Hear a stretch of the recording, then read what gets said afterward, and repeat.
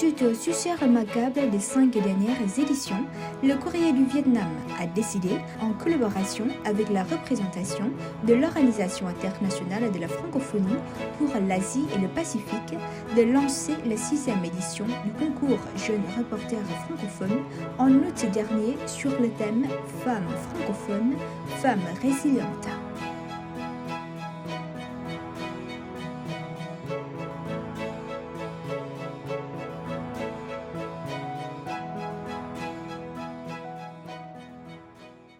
Le thème de cette année est vraiment bien choisi.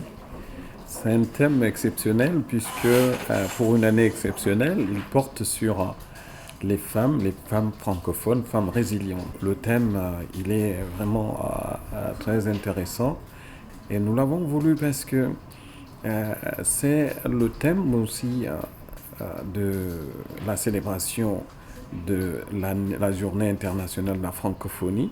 Donc, femmes francophones, femmes résilientes, femmes engagées, femmes déterminées à surmonter des difficultés, à s'affirmer, à être véritablement des acteurs de changement, des acteurs de la stabilisation, des acteurs aussi du développement.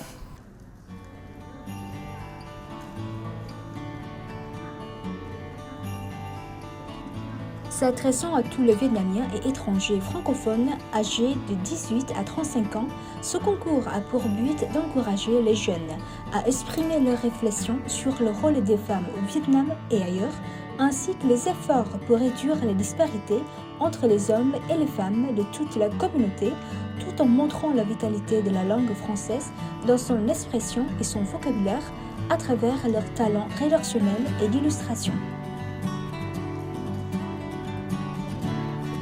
3 mois après son lancement, la 6e édition du concours Jeunes reporters francophones a attiré 122 auteurs et groupes d'auteurs pour un total de 135 articles. Les membres du jury ont débattu longuement pour pouvoir sélectionner les 20 meilleurs articles pour la finale. Ils ont apprécié la créativité des jeunes auteurs dans la recherche des angles traités ainsi que leur niveau de français. Les critères d'appréciation des textes écrits par les jeunes candidats portaient autant sur la qualité rédactionnelle que sur l'angle choisi.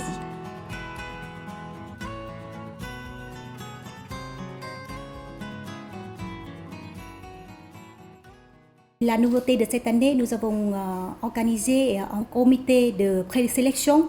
Nous avons travaillé pour retenir les 50 meilleurs articles pour la demi-finale. J'étais en fait impressionnée par la qualité des articles, très bien écrits,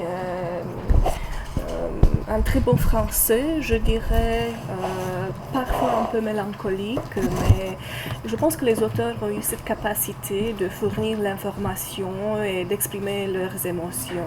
J'ai été très impressionnée. Encore une fois, cette année, la qualité des articles était très grande. Moi, je suis très intéressé de voir que les Vietnamiens s'intéressent beaucoup à la francophonie et traitent vraiment de sujets extrêmement différents. C'est ça qui était vraiment intéressant. Évidemment, on ne peut pas échapper à l'épidémie de Covid qui a fait que la plupart des textes parlaient quand même de l'épidémie de Covid, mais avec des traitements différenciés, intéressants. Et puis, on a toujours quelques pépites un peu plus originales, à la fois dans le style ou dans le choix du thème. Les membres du jury de la finale ont bien travaillé pour sélectionner le vainqueur du concours.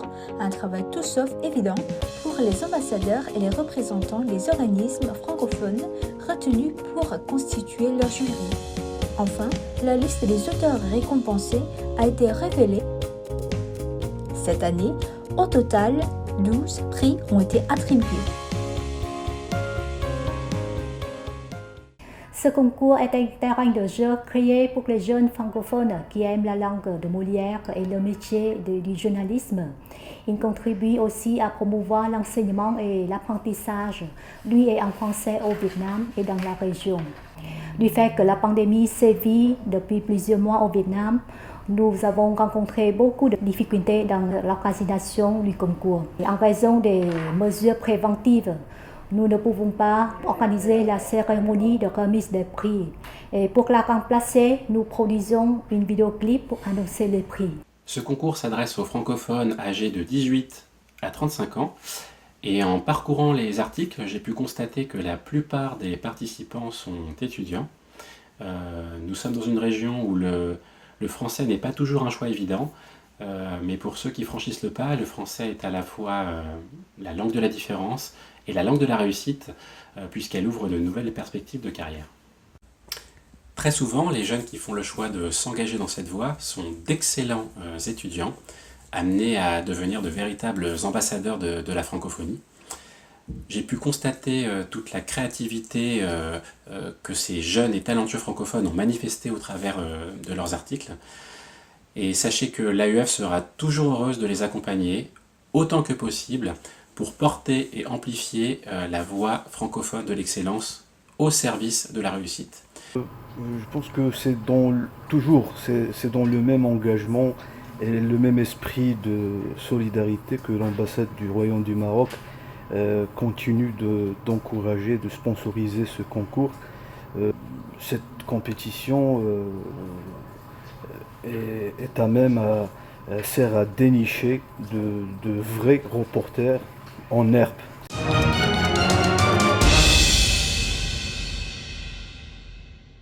Le prix d'encouragement a été décerné à Luan Thi Thanh, étudiante de l'Université de langue et d'études internationales d'Hanoï, pour l'article « Une petite femme avec un cœur chaud » et à Lê Thị Khánh Vân, étudiante de l'Université des sciences sociales et humaines de Ho Chi Minh Ville, pour son article « Une mère face au cancer du sein ».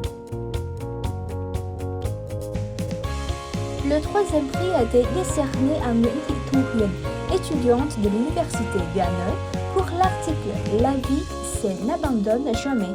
Un smartphone accordé par la délégation Wallonie-Bruxelles au Vietnam et un abonnement de 6 mois au courrier du Vietnam lui ont été remis. Le deuxième prix est revenu à Nguyễn Đức Minh Hoàng et Nguyễn Thị Thùy Trang de l'École supérieure de langues étrangères de l'Université de Huế, avec l'article « Un regard sur le portrait de la dernière Công Tôn Nữ » qui aborde l'histoire de Madame Công Huyền Tôn Nữ Chi Huệ, une vieille dame de 100 ans qui travaille toujours pour sauvegarder les confessions des coussins d'accoudoir qui servaient jadis aux membres de la cour impériale. Les deux jeunes ont reçu une tablette d'une valeur de 10 millions de dons octroyée par la représentation régionale Asie-Pacifique de l'OIF et un abonnement de 6 mois au courrier du Vietnam. Deux étudiantes, Nguyễn Lê Diệu Thu et Lê Trọng Tường Uyên, de l'Université des sciences sociales et humaines de Ho Chi Minh Ville, ont décroché le premier prix pour leur article « Souhaiter un avenir en rose pour les femmes atteintes du cancer du sein ». Ce dernier porte sur le réseau du cancer, une association qui collecte des fonds en vue d'aider financièrement les femmes atteintes du cancer du sein. Les lauréats ont reçu un ordinateur portable d'une valeur de 20 millions de dons par EPA et un abonnement d'1 an au courrier du Vietnam. Moi, je trouve que le concours Jeune Reporter Francophone 2021 est un concours intéressant où je m'essaie à l'écriture et où je fais connaissance avec les amis de la communauté francophone. Je pense aussi qu'il s'agit d'un programme significatif. À travers ce concours, j'ai lu de nombreuses histoires sur des femmes, la moitié du monde. Ont été également remis les prix du GADIF, du public, de l'étudiant talentueux, du candidat impressionnant et des prix spéciaux décernés par plusieurs ambassades.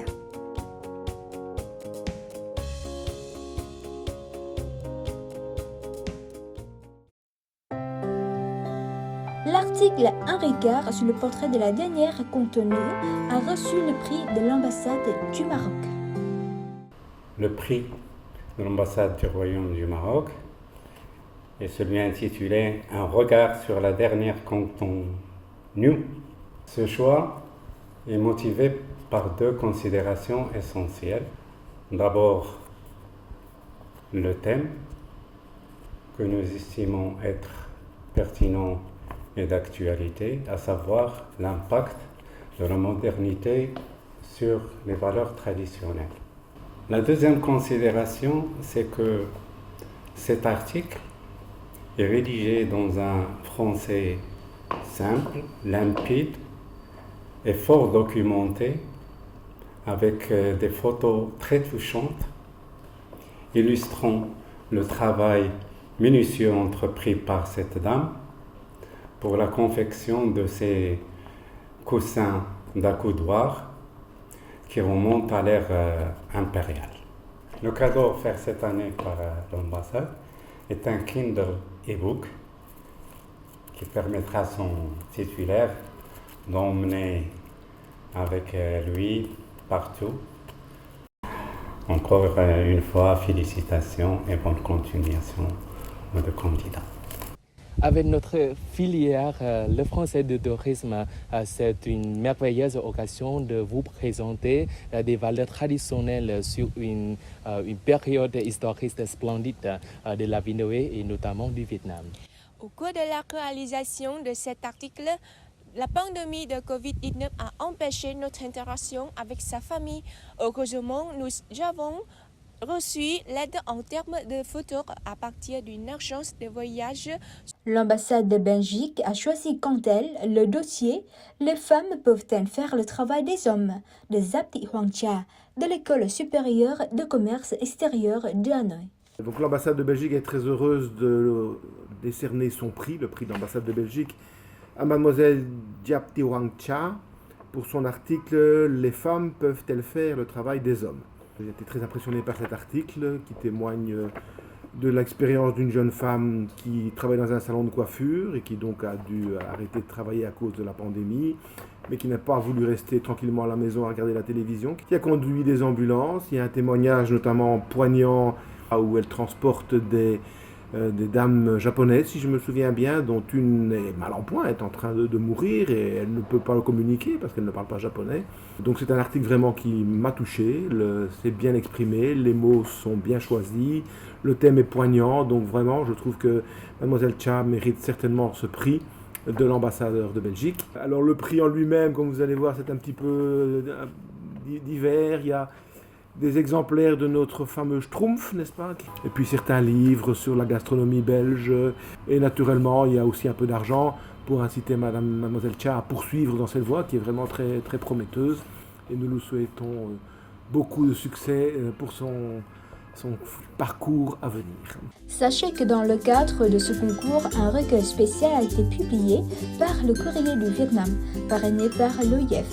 Il regroupe les 20 meilleurs articles ainsi que les 3 articles primés des précédentes éditions dans le but de diffuser largement les résultats du concours aux lecteurs francophones. Cette année, le recueil a été publié sous forme de livre de poche et sera distribué dans plusieurs établissements francophones au Vietnam et dans la région, ainsi que dans certaines bibliothèques universitaires de la communauté. Et si on peut organiser des activités pour les jeunes et surtout pendant la période épidémique comme ça, donc ça c'est très bien parce que c'est une occasion pour les jeunes francophones de s'exprimer en français, d'écrire des articles et de peut-être de raconter des histoires très intimes. La délégation accompagne toujours les jeunes vietnamiens francophones dans telles activités pour promouvoir le français, pour promouvoir l'enseignement et l'apprentissage du français au Vietnam. Donc la France soutient logiquement des initiatives comme celle-ci parce qu'elle s'ancre dans la diplomatie féministe qui a été voulue par le président Emmanuel Macron en 2017. Cette diplomatie féministe s'engage donc à défendre un libre accès aux systèmes sociaux comme les systèmes comme la santé par exemple, un libre accès aussi à des emplois décents. Et puis à une place des femmes dans les espaces de décision, que ce soit économiques, politiques ou sociaux.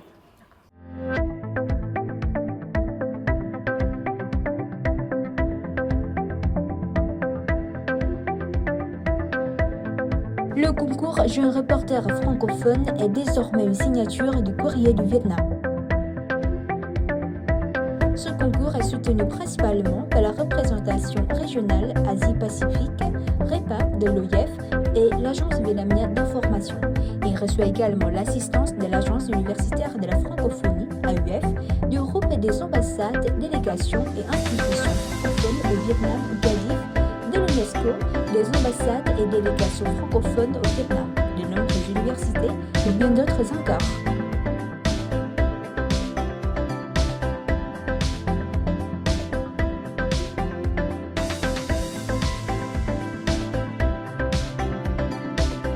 Rendez-vous à la prochaine édition en 2022 avec la participation de nombreux jeunes vietnamiens et étrangers francophones.